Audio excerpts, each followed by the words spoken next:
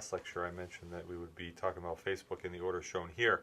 Actually, in this part of lecture 9, I'm going to first talk about Amazon, and then after we discuss the original Amazon, like Google, Amazon started in one area and has had a great success innovating in completely new areas, that is, opening up uncertainty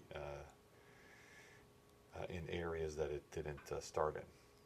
So we'll talk about Amazon, and then we'll move on to Facebook for the last part of lecture 9. So Amazon originally, the original Amazon, was a bookseller, and when everybody was rushing online, because if you think about it, what the internet was really doing was creating huge space and implementation. So in our usual thing, the technology here and the market application, these initial .com companies were actually not very innovative, in the sense that these things had been brought down by really the technology side. Had been narrowing quite a bit, and different markets became evolved. So of course, when you got to the point where these things had converged enough and the internet was available, people just simply were picking off a particular market segment, like dog food, and then they used, by then, this had narrowed down to pretty simple software. And again, it evolved over time, so I don't mean to trivialize the effort, but very quickly, software for people to purchase things online and things like that was all developing. Amazon didn't do that exclusively. There was plenty of people developing different tools at the time.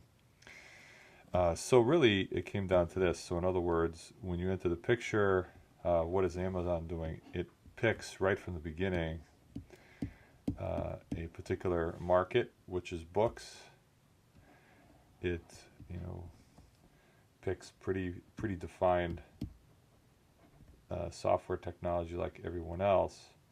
And what it argues is that it's being innovative because implementation space is big here, because the argument, this is kind of an interesting argument, that this space is actually quite huge because of the internet. The internet means that you can do business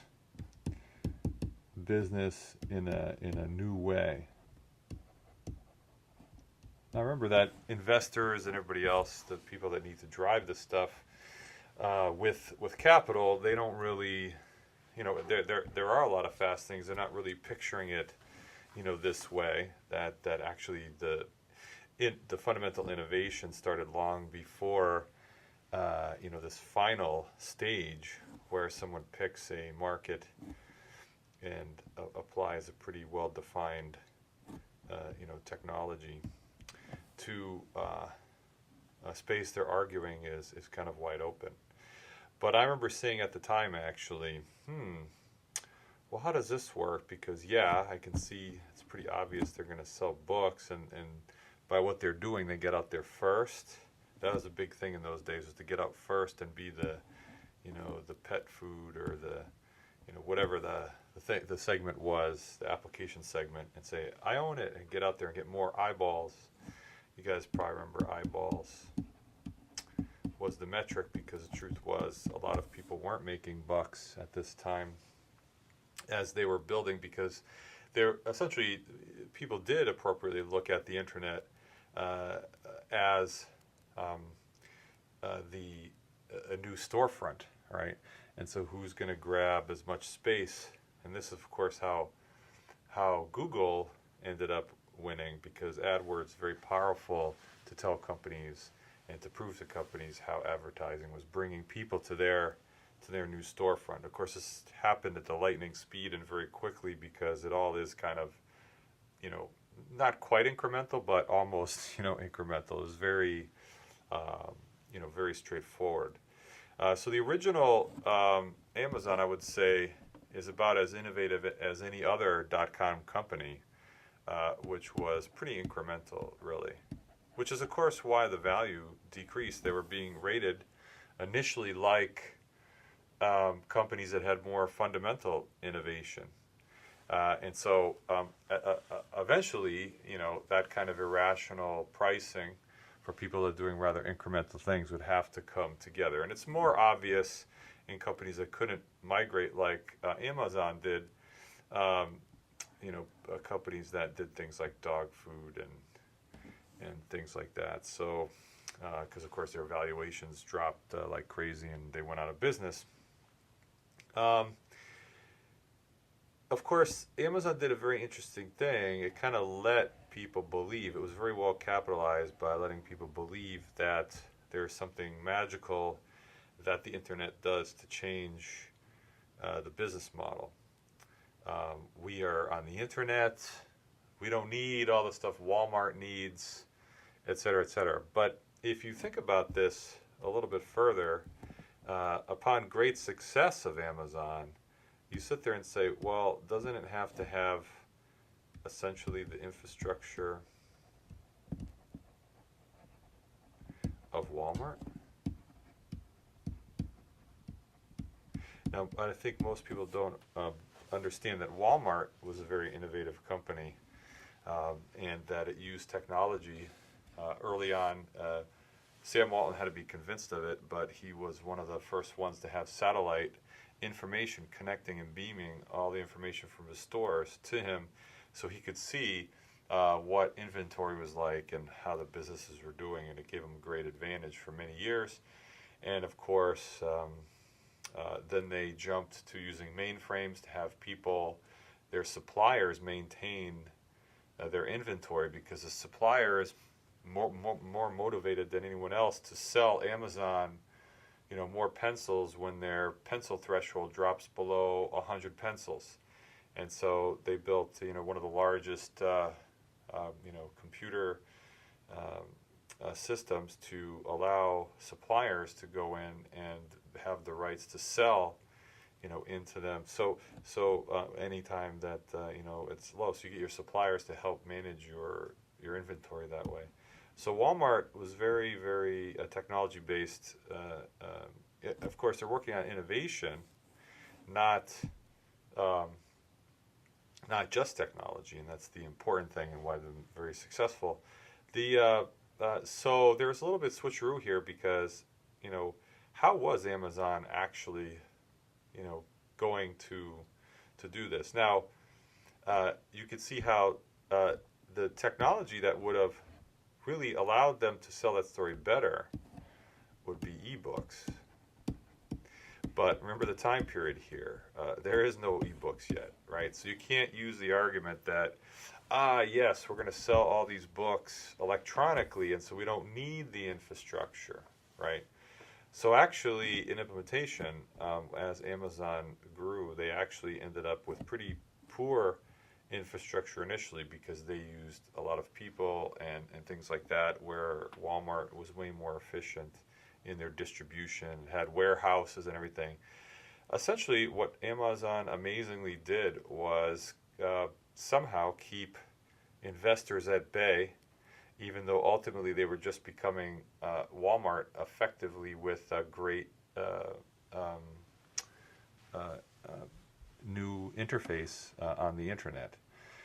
So Amazon eventually, worked its way back. Now, of course, to build that infrastructure, you can't just sell books. So Amazon was very good about taking on other market applications, other market segments, and adding different things. And of course, today they've slowly brought on almost anything. I mean, I'm amazed at MIT. Students in the dorm will order boxes of cereal from Amazon that get delivered regularly. And it's just amazing how, for the younger generation especially, Amazon has become, the Walmart. And they came into it backwards. They established and met generally younger people first, on the internet. Older people, it took them more time to actually buy things, but slowly it worked backwards through the Luddites.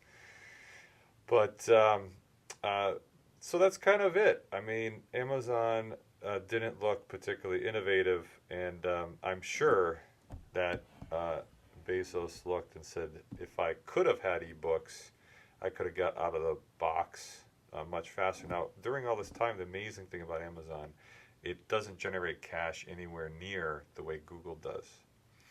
So, we talk about innovation and all this stuff, but remember that as you go through this process, you do need money, capital, and there are some people that can paint long-term vision and be able to get the resources they need to get there, even though along the way they're actually sacrificing return.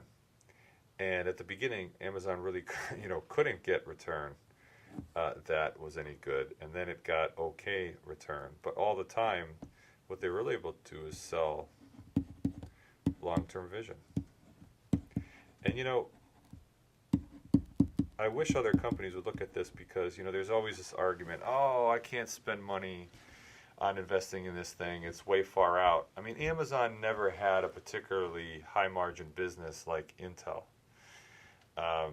And it's always working with, not always, but typically working with razor thin margins, and it was able to do this. So what that tells me as someone looking at innovation and the longer term investments is that there is no excuse for arguing that, oh, I can't invest in the future and build long-term shareholder value for my company because it's too expensive. It's ridiculous. Amazon is probably one of the hardest situations to beginning to do that. They weren't a money machine. And they continue to do this. People yelled at them because they're dropping prices of various things in order to expand to get the volume so that they can do part of a larger plan. They still continue to do that. They continue to sacrifice a little bit in the short term in order to build longer term. Which brings us to the next slide, which proves that Amazon indeed is investing now long-term in innovation process like Google. It's just that they're doing it differently. Google has huge cash pouring in through their business model. Amazon's model is not quite as good, but they've always been good about selling their long-term model. And so regardless of how the capital gets there, Amazon has invested and it's produced good businesses for them. Of course, the Kindle finally brought on the disruption of ebook, and that then allowed Amazon, of course, to finally reach their vision of at least in books, they're not having to use Walmart infrastructure to ship as many. They can actually just do it digitally, which clearly brings margin to Amazon. When they scale large enough. All this has actually during this process, having to support ebooks and everything else, Amazon had to become, like Walmart did, an IT company, a really good one. And it realized we can offer web services and hosting and all sorts of things to companies, and quite substantial ones. And so that was a new business for them.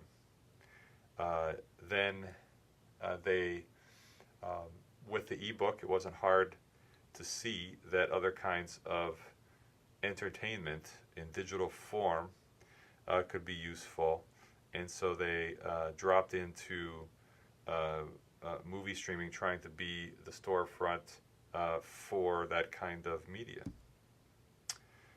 Now, essentially, they're doing another game and implementation, which is fascinating to me as an author, which is, of course, remember, for many, many years, you have the customer, and then to a lot of authors, you have the evil publishing company. And then, you have the author. But, publishing company kind of was related to printing. It was vertically integrated because, well, not always, because, you can outsource the printing later. But there's a lot before ebooks, there's a lot in this box which gives, distribution, meaning like physical, right? And so you would have this monster in the middle between the authors and the customers. And to be honest, it's very expensive. So, books were a little bit more pricey. And also, because of that, there's attrition in authorship because they can't afford to bring all sorts of random stuff. And so what the publishing company ended up doing was actually picking what they thought would be what the customer wanted. And this annoyed authors, but the structure and the expense of the industry caused it. Now, obviously, it doesn't take 2 seconds to see that, our implementation changes here. Let me just draw you a little eye in the green circle to let you know. So the implementation changes because if I have a different kind of interface and I shift this to Amazon,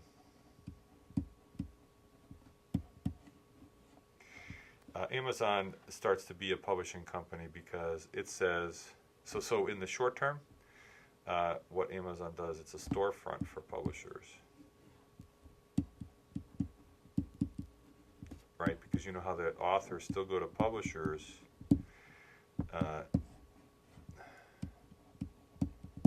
So the most significant thing about the early business model for Amazon is that by being, it inserted itself here by being an internet storefront.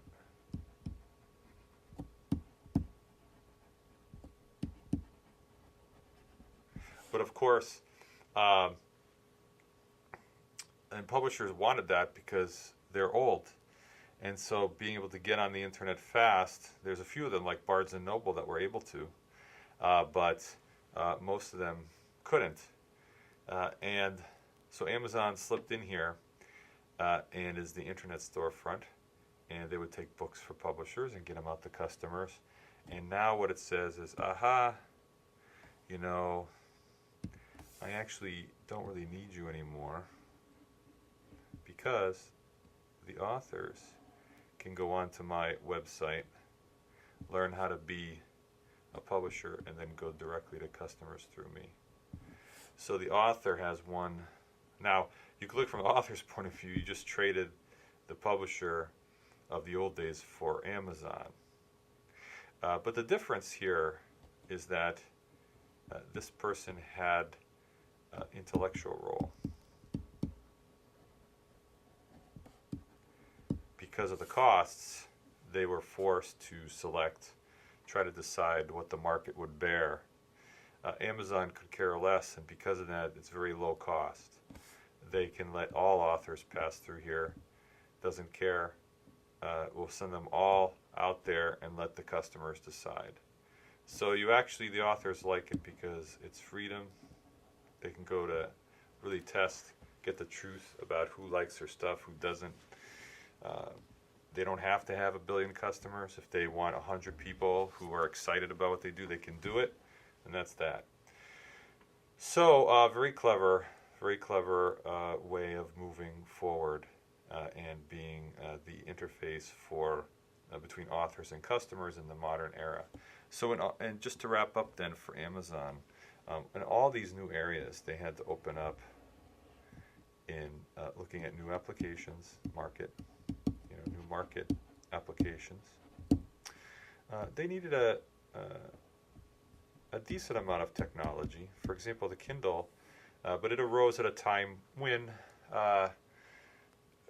tablets were pretty easy to make with all the outsourced infrastructure. So they didn't have to invent a lot there. But it took so that I'm drawing this a little bit narrower because they're putting new technologies in there, but they're not developed by them over like 15, 20 years or something. And they're constantly looking at new business models. If you think about it, each one of these guys is really involved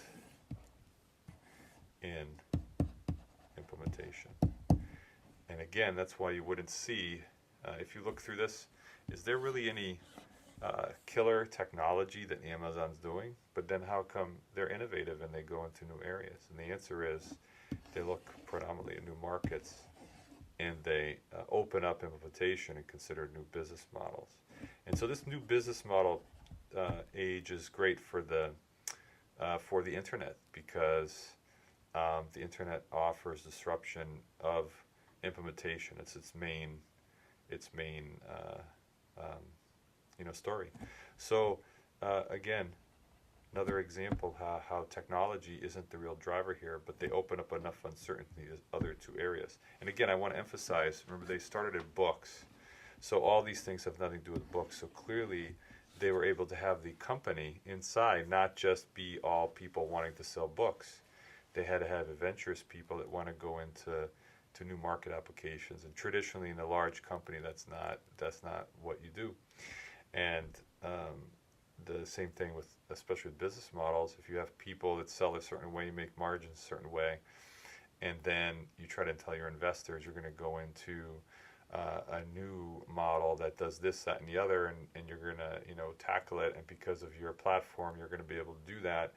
People shy away from that, and that's why, again, it's very difficult in big companies to keep on going into new business models within the same company. But Amazon has done it, and this is one of the reasons that people are willing to take, when they buy the stock, they're willing to take probably lower financial numbers than someone like Google, and but they get long-term value because they keep on adding new businesses, and who knows where that can go. So, of course, it makes it difficult to price Amazon. A lot of people think it's way overpriced, but who knows? We'll end there and go into Facebook, our final company in this section.